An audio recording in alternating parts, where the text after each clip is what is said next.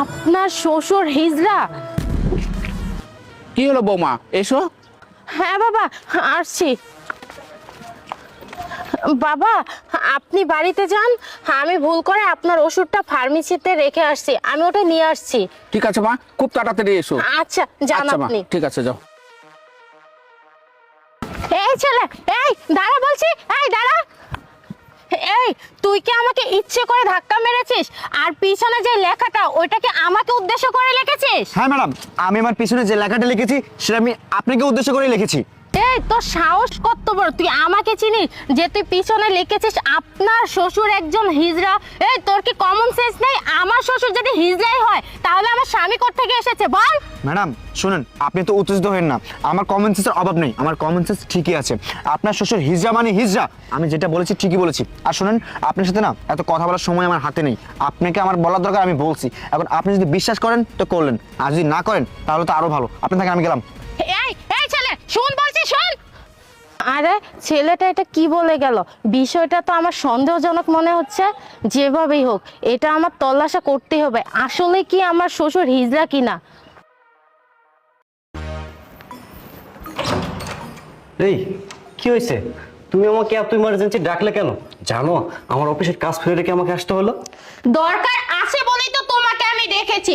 আজকে তোমার সব কাজ পড়ে, আমার প্রশ্নের উত্তর তোমাকে দিতে হবে। প্রশ্নের উত্তর মানে? আর তুমি এভাবে উত্তেজিত ভাষায় কথা বলছো কেন? উত্তেজিত হব না? আর কি হয়েছে একটু পরেই তুমি টের পাবে, এসো আমার সাথে। রূপা, কি হয়েছে বলো তো? তোমার এমন কি এমন প্রশ্ন আছে? কি হয়েছে আগে তুমি আমাকে সত্যি করে বলো, এই লোকটা কি তোমার বাবা? হ্যাঁ বাবা। কেন, কোনো সন্দেহ আছে নাকি?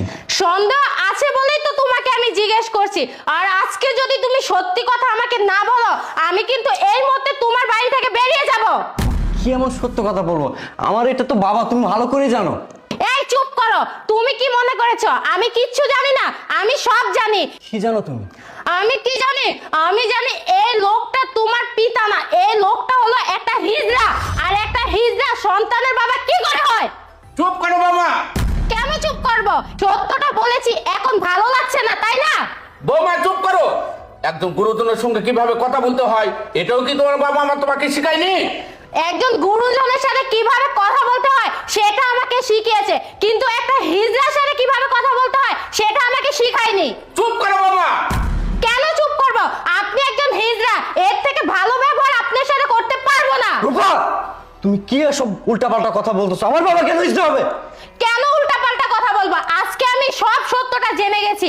আজকে যখন তোমার বাবাকে নিয়ে আমি ডাক্তারের কাছে গেছিলাম, তখন একটা লোক আমাকে ধাক্কা দেয়। সেই লোক আমাকে বলেছে তোমার বাবা একজন হিজড়া। হিজড়া শোনো, সে লোকটা হয়তো তোমাকে ভুল বলেছে, মিথ্যা বলেছে। দেখো আমার বাবা হিজড়া না। তোমার বাবা যে একজন হিজড়া সেই প্রমাণ আমার কাছে আছে, তোমাকে এখনই দেখাচ্ছি। রূপা, রূপা, রূপা।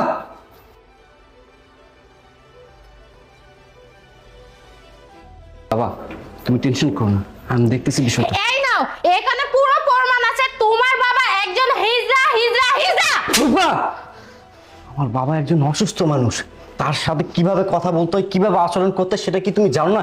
একের পর এক তার সাথে খারাপ ব্যবহার করে যাচ্ছ। আর তুমি কি যেন বললে না আমার বাবা হিজড়া কিনা? হ্যাঁ, আমার বাবা হিজড়া, সেটা আমি খুব ভালো করে জানি। আরেকটা কথা তুমি আমাকে বলেছো, এটা আমার জন্মদাতা পিতা কিনা। তিনি হয়তো আমাকে জন্ম দেন নাই, তার সাথে হয়তো আমার কোনো রক্তের সম্পর্ক নেই, কিন্তু জন্মদাতা পিতার চেয়ে, রক্তের সম্পর্কের চাইতে কোনো অংশে তিনি কম না। আজকে যখন সব সত্যটা সামনে চলে আসছে, আমি আজকে তোমাকে সব কিছুই খুলে বলতেছি। জানো তুমি আমি কে? আমি একজন এতিম, একজন টোকাই। আমি রাস্তায় রাস্তায় ঘুরতাম পাগলের মতো, 3 বেলা খাবার পর্যন্ত পেতাম না। আমি অনেক মানুষের দুয়ারে গেছি 3 বেলা খাবারের জন্য, কেউ আমাকে খাবার দেয়নি, সবাই আমাকে রাস্তায় ছুঁড়ে ফেলে দিয়ে আসছে।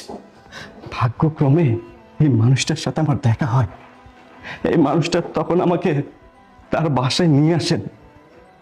তার বাসায় নিয়ে আসার পর বাবার স্নেহ, মায়া, মমতার শাসন দিয়ে আমাকে লালন পালন করেছেন, মানুষের মতো মানুষ করেছেন, নিজের সন্তানের মর্যাদা দিয়েছেন, চাকরিজীবী বানিয়েছেন।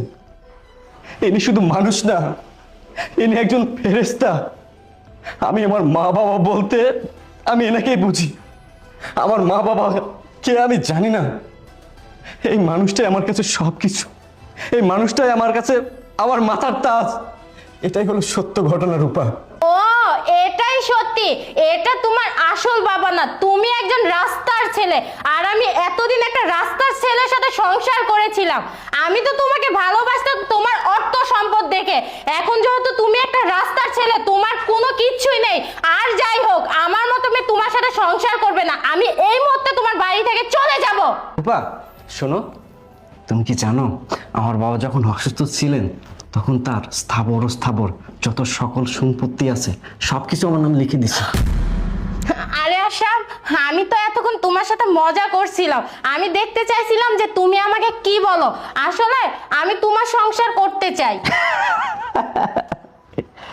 আরে গিরগিটির আর একটা প্রজাতি দেখলাম। জানো রূপা, এই সমাজে তোমার মতো কিছু মেয়ে আছে যারা মিনিটে সেকেন্ডে নিজেদের রং বদলায়। যখন তুমি শুনলা এই মানুষটা আমার বাবা না, আমার কিচ্ছু নেই, তখন তুমি কি বললা? তুমি আমার সাথে আর সংসার করতে চাও না।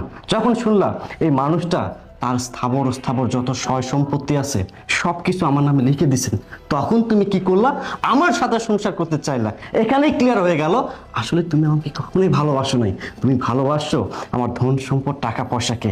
এতদিন আমার সাথে সংসারও করতেছিলা শুধুমাত্র ধন সম্পদ টাকা পয়সা এগুলোর জন্য। যেদিন আমার ধন সম্পদ টাকা পয়সা এগুলো কিচ্ছু থাকবে না, সেদিন তুমি হাওয়ার মতো ফিনিক্স পাখি হয়ে এখান থেকে উড়ে যাবা। এরকম স্ত্রী তো আমার দরকার নাই। যে স্ত্রী আমাকে ভালোবাসবে, আমার ধন সম্পদ টাকা পয়সা কেনা, আমি তার সাথে সংসার করব। আমি আর তোমার সাথে থাকতে চাই না। তোমার সাথে যে বিয়ের সম্পর্ক ছিল সেটাও ভেঙে দিচ্ছি। আমি আর তোমার সাথে থাকবো না। আমি তোমাকে ডিভোর্স দিব। I want to divorce. এই মুহূর্তে তুমি আমার বাসা থেকে বের হয়ে যাবে। যাও বলতেছি, যাও, বেরিয়ে যাও। আশরাফ দেখো, আমি এতক্ষণ তোমার সাথে মজা করেছি, আমি সিরিয়াসলি কোনো কথাই বলিনি। তুমি আমাকে মাফ করে দাও। বাস, আর নাটক কর না। তুমি দিনের পর দিন নাটক করে আসতেছো। আজকে আমার কাছে সবকিছু ক্লিয়ার হয়ে গেল। শোনো, তোমাকে একটা কথা বলি, নারীরা ঘরেই সুন্দর, বাহাদুরিতে নয়। কথাই আছে, দুষ্টু গরুর চেয়ে শূন্য বল অনেক ভালো। ভালো বলতেছি, যাও, বেরিয়ে যাও, যাও। বাবা, ওই কালনাগিনীর পক্ষ থেকে আমি তোমার কাছে ক্ষমা চাচ্ছি বাবা। আমি তোমার জন্য সব কিছু করতে পারি। আমি মা বাবা বলতে তোমাকেই বুঝি। তুমি ছাড়া এই দুনিয়াতে আমার তো আপনজন বলতে কেউ নেই বাবা। ঠিক আছে বাবা, আমি মন থেকে দোয়া করতেছি আল্লাহ পাক যেন তোমাকে আরো বড় করে বাবা, আরো বড় করে।